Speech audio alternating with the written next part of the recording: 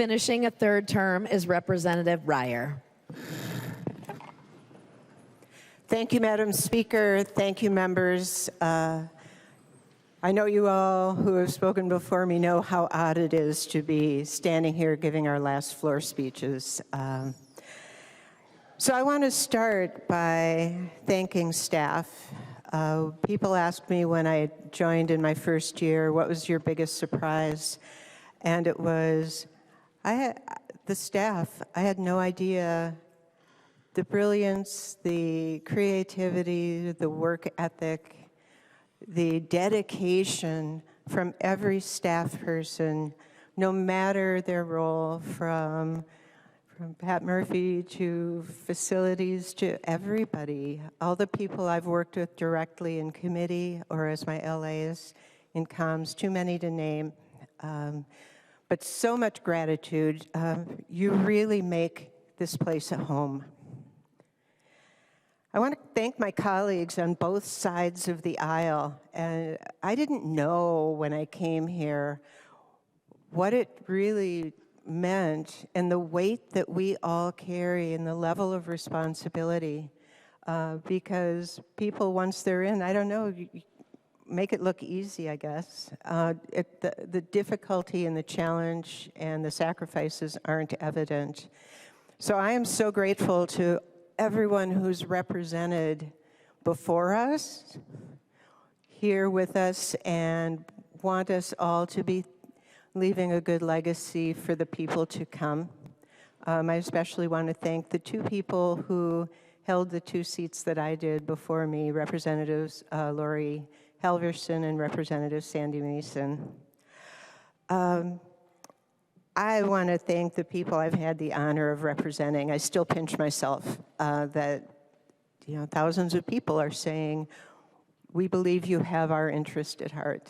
And as I move to the Senate, that many more people, and I'm so grateful and hope that I have honored your trust. Finally, my family. I can't say it enough, right? We can't do this without our families. They're everything in this work.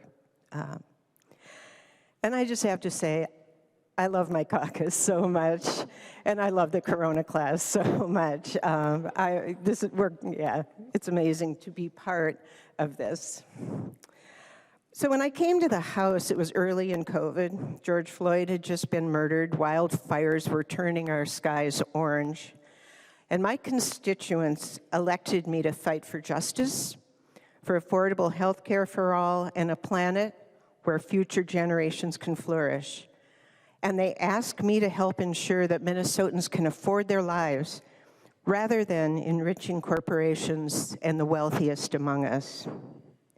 And I've had successes that are making a real difference for Minnesotans, and I'm proud of that work.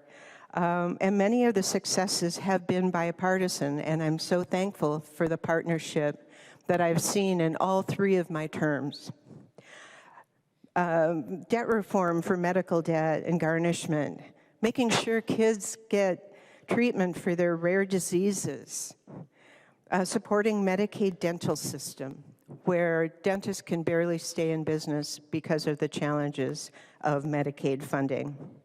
Getting more funding for housing and bonding bills, funding for solar on public buildings, and helping stability for soil and water conservation districts that support each and every one of our districts across the state. Because to me, this work isn't for 52A or whatever district I represent. My work is for the state of Minnesota, and I spend my time thinking about how will my work affect all of us. And I'm so proud to have been part of the incredible work that we did in 23 and 24 to improve lives for working families, people who are struggling to overcome challenges, and to get on their feet. So maybe this will be some hard truths because there have been deep disappointments. We've seen healthcare stripped from our immigrant neighbors. As you heard yesterday, we saw, to placate health plans, we saw families being abandoned. whose children need critical nursing home care at home. We continue to underinvest in services for people with disabilities, balancing budgets on their backs. These are bipartisan issues. These are our people who are suffering. Just again, yesterday, there was no Republican support for protecting people from future ICE incursions. And heartbreakingly, we were not able to get a vote rejecting the will of 70% of Minnesotans to protect children, moviegoers, people who worship, shoppers, all of us from the horrors of gun violence. And we must come together to protect human rights, which are under attack federally and locally. Protect our queer community, especially trans youth. Reproductive rights. Protect immigrants, stand up for them. They contribute so much to our culture and economy. Honor the sovereignty of Minnesota's tribes. And remember that when any are harmed, we all suffer. And sometimes protecting people requires getting in good trouble. We must defend our democratic system. Our federal government is flouting the Constitution. And even here in Minnesota, we've fallen short. We can't let this happen. We have to respect voting rights. We have to do all we can to make sure everyone's voices are heard.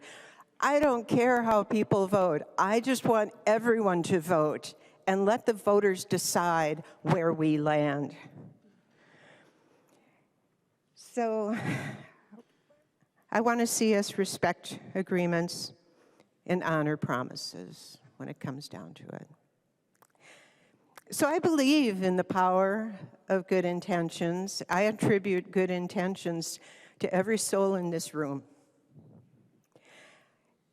And I ask for all of us, to listen to each other, give each other grace, collectively build on Minnesota's strengths and address our challenges, rejecting divisiveness and hate, governing with love, compassion, and commitment to ensuring the common good.